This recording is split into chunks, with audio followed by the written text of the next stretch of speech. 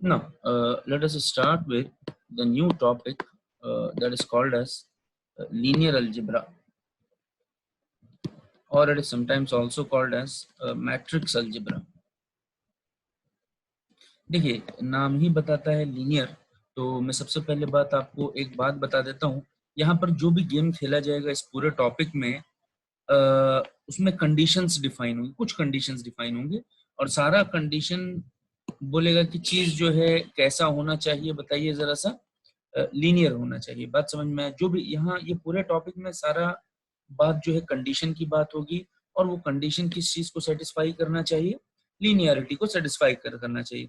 Once it satisfies the condition of linearity और linear, then we will proceed further, otherwise we will leave that topic. Is it clear or not? So this is what the meaning. Is it clear?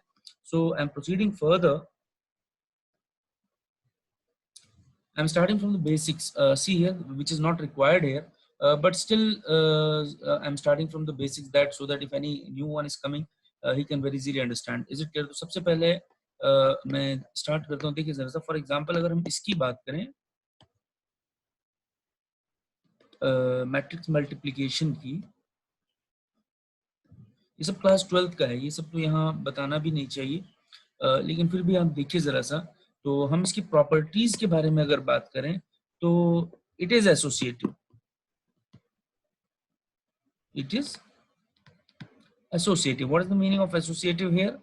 अगर a dot b को पहले multiply कर दिया जाए, dot c किया जाए, तो वो बराबर होगा, पहले आप bc को मल्टीप्लाई करें फिर a को, मतलब a और b को साथ में एसोसिएट करके बाद में c, या bc को बाद में एसोसिएट करके फिर a। क्लियर है यहाँ पर? बात समझ में आया? तो रिजल्ट सेम है, एसोसिएटिविटी में कोई लफड़ा नहीं होता। But multiplication, multiplication means matrix multiplication is not commutative in general।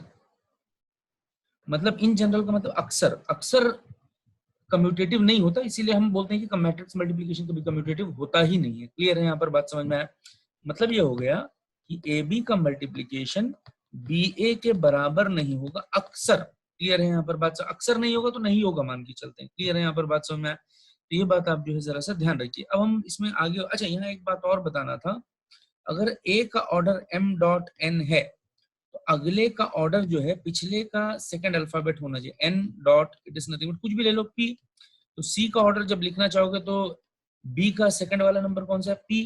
तो p cross it is nothing but q, this will be the order. Is it clear और नॉट? ये ध्यान रखना, बाद वाला चीज पहले लिखते चले जाना। समझ में आया? आपको ये बोले कि सभी को m बाई m तो फिर तो ये सब लिखने का कोई मतलब ही नहीं है, लेकिन चूंकि हम डिफरेंट डिफरेंट ऑर्डर्स ले रहे हैं तो I am writing like that. Is it clear और नॉट? तो मैं आगे चलता हूँ, जरा सा देखिए आप, मैं चलूँ आगे।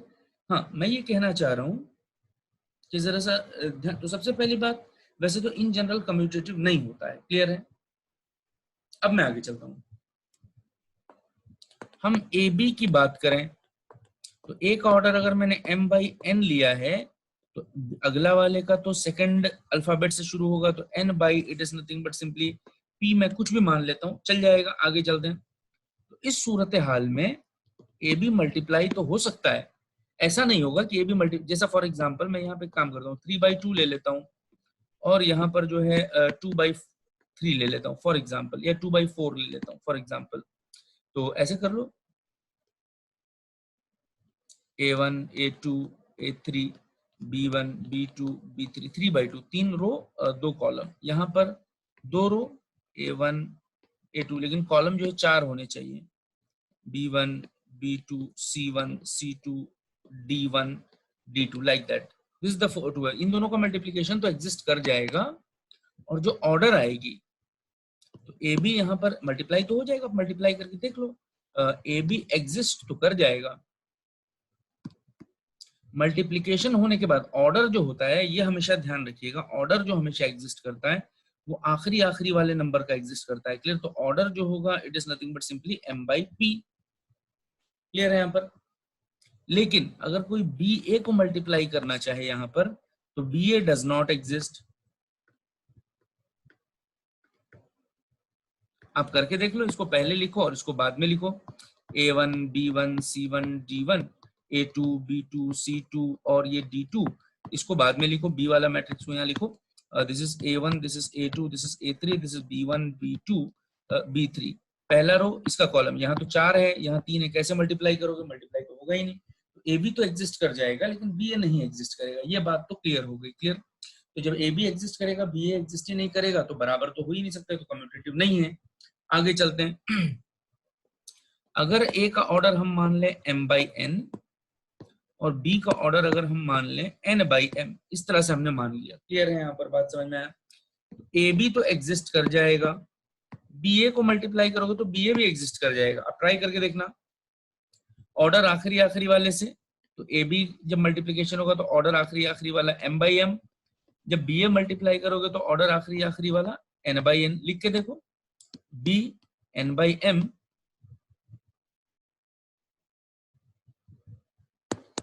try this, n by m।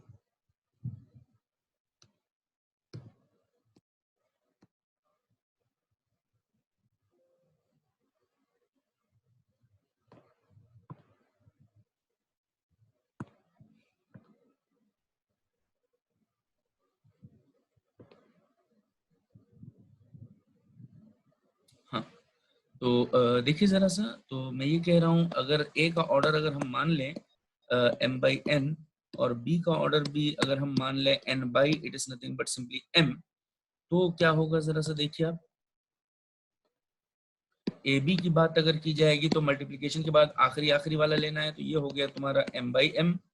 और अगर कोई बी ए मल्टीप्लीकेशन करे, बी में ऑर्डर देखिए जरा सा n बाई एम लिखा हुआ है और ए में ऑर्डर देखिए जरा सा m बाई एन लिखा हुआ है, तो आखिरी आखिरी वाला एन एन हो जाएगा, तो बी ए का ऑर्डर हो जाएगा एन, बी ए का ऑर्डर हो जाएगा n बाई एन। अब ऑर्डर ही फर्क हो गया तो इक्वल भी नहीं हो सकते, ये 3/3 का मैट्रिक्स हो गया, ये 4/4 का हो गया, तो ये इक्वल हो ही नहीं सकते, क्लियर है यहाँ पर बात समझ में आया। तो यहाँ तक भी ए बी किसके बराबर नहीं है बताइए जरा सा, बी ए के बराबर नहीं, ये गेम तो खत्म हो गया, क्लियर है यहाँ पर। अब आगे चलते हैं, देखिए जरा सा, matrix A which is the order n by n, matrix B which is having the order this is nothing but simply n by n, दोनों ही n by n के हैं। ए बी का भी मल्टीप्लाई करो तो आखिरी आखिरी पहला पहला सब तो एक ही है, तो ऑर्डर एन एन का आएगा, बी ए भी जो है एन एन का ही ऑर्डर आएगा, क्लियर है यहाँ पर। लेकिन देखा जाता है, आपको ये मैट्रिक्स ले लो, but in general we found that they are not equal. हाँ, लेकिन जब ऑर्डर बराबर आ रहा है तो कभी इक्वल भी हो सकते हैं, क्लियर है यहाँ पर। तो अक्सर केस में तो इक्वल नहीं मिल रहे हैं, एक केस है जिसमें इक्वल हो भी सकता है और नहीं भी हो सकता है, क्लियर। लेकिन यदि ऐसा केस आ जाए, इफ ए बी किसके बराबर हो जाए, बी ए के बराबर हो जाए, अगर ऐसा आ गया, जो 3 केस मैंने लेके आपको दिखाया वो 3 केस में 2 में तो था ही नहीं, तीसरे वाले केस में हो भी सकता है कभी कभी, क्योंकि ऑर्डर सेम है तो ये गुंजाइश है कि इक्वल आ जाए, क्लियर है यहाँ पर बात समझ में आया। यदि ऐसा हो जाए तो हम कहेंगे ए एंड बी जो दो मैट्रिक्स आपने लिए हैं are called as commute matrix, are called as commute matrix, clear है यहाँ पर बात समझ में आया। यदि ए बी जो है माइनस बी ए के बराबर आ जाए then they A and B are called as anti commute matrix. These are belong to class 12 topic, clear है, but I'm not interested in very much, but still for the foundation of base of the linear algebra we need to discuss, clear है यहाँ पर। अच्छा, a small b matrix तो नहीं है, number है मान लीजिए, क्लियर है यहाँ पर बात समझ में आया। अगर a डॉट b 0 आ जाए तो ऐसा हो सकता है कि a 0 हो और b 0 हो और a dot B, A and B दोनों ही 0 हो, ए और बी दोनों ही 0, तब तो प्रोडक्ट 0 आ जाएगा, क्लियर है यहाँ पर बात समझ में आया नंबर्स की केस में। लेकिन यहाँ पर जो हम बात कर रहे हैं मैट्रिक्स की, cap matrix A matrix B, अगर प्रोडक्ट 0 आ जाए, 0 का मतलब यहाँ पर हम लोग इसको कहेंगे that is called as null matrix, we will be calling it as null matrix. Null matrix result 0 आ जाए, अगर 0 आ जाए तो ये कोई जरूरी नहीं है कि a 0 हो, ये कोई जरूरी नहीं है कि a 0 हो, ये कोई जरूरी नहीं है कि b 0 हो, क्लियर है यहाँ पर बात समझना है। दोनों नॉन 0 होते हुए भी रिजल्ट 0 आ सकता है। For example 3 0 0 0, for example 0 0 0 5 multiply करके देखिए, ये वाला इससे, ये वाला इससे, फिर ये वाला इससे मल्टीप्लिकेशन तो आपको पता है, इस तरह से मल्टीप्लाई करके देखिए आप, ये 0 है, क्लियर, दिस इज 0, तो रिजल्ट 0 आ जाएगा। तो ये कोई जरूरी नहीं ए बी का 0 लाने के लिए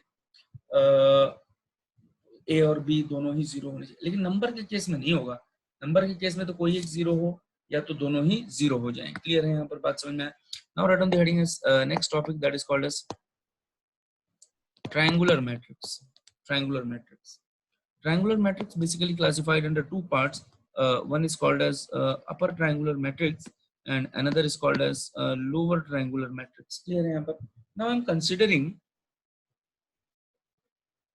अच्छा ये जो है स्क्वायर मैट्रिक्स के लिए ही अलाउड है। क्लियर है यहाँ पर? स्क्वायर मैट्रिक्स होना चाहिए। स्क्वायर मैट्रिक्स का मतलब या तो 3x3 हो, या तो 4x4 हो, या तो 5x5 हो, जितने रो उतने column, that is called as square matrix. Clear? मैं यहाँ पे लिखता हूँ, देखिए जरा 3x3 का एक मैट्रिक्स लेता हूँ। देखिए A11, this is A12, this is A13, this is A21, this is A22, this is A23, this is A31, A32, A33। Similarly lower matrix को भी डिफाइन करने के लिए यहाँ पर वही लेते हैं, A11, A12, A13, B1 नहीं, हाँ ठीक है, A21, A22, A23, this is A31, A32, A232, last one A33, like that you need to define। ठीक है, इस तरह से आप लिख लीजिए। अच्छा, this is called as diagonal elements, this is called as diagonal elements। ये सब आप जो है 12th क्लास से जानते हैं आप लोग। this is called as 12th topic. Clear है यहाँ पर? तो this is called as diagonal, this is called as diagonal, ये diagonal है। क्लियर है यहाँ पर? अच्छा, डायगोनल के नीचे वाले अगर सारे 0 हो जाएं, सारे 0, ये सारे 0 हो जाएं, मतलब A21, A31, A32 यहाँ 0 हो जाए, ये 0 हो जाए। उसी तरह डायगोनल के ऊपर वाले सारे यहाँ 0 हो जाएं, A12, A13 और जो है A23, ये सब जो है 0 हो जाए। क्लियर है यहाँ पर? ये सब 0 हो जाए। अच्छा, ये तो खत्म हो गया, ये 0 हो गया। अब जो बचा ये ट्रायंगल, मैट्रिक्स का ऊपर हिस्सा ट्रायंगल बना रहा है, तो इसको कहा जाएगा अपर ट्रायंगुलर मैट्रिक्स। क्लियर है यहाँ पर? बात समझ में आया? यहाँ पर ये वाले पार्ट सब 0 हो गए, तो बचा ये, देखिए ये जो ट्रायंगल बचा है ये डायगोनल के नीचे बना है, इसीलिए इसको कहा जाएगा कौन सा मैट्रिक्स बताइए जरा सा? Lower triangular matrix. क्लियर है यहाँ पर? बात समझ में आया? अच्छा, अगर मैं इस तरह से डिफाइन करूं 2 1 2 2 छोड़ के, मैं बोल दूं Aij, if I define Aij, पहला वाला अल्फाबेट I है, दूसरा वाला अल्फाबेट J है। देखिए ये I है, ये J है, ये I है, ये J है, ये I है और ये J है। ये पूरे केस में I जो है J से बड़ा है। मैं ये कह दूं Aij जो है 0 है, लेकिन शर्त ये है कि I ग्रेटर देन J है। क्लियर है यहाँ पर? तो अपर ट्रायंगुलर मैट्रिक्स डिफाइन करने के लिए ये कंडीशन होनी चाहिए। उसी तरह अगर ये I है, ये I है और ये J है, अगर आपने डिफाइन करना हो, क्लियर? देखिए जरा सा,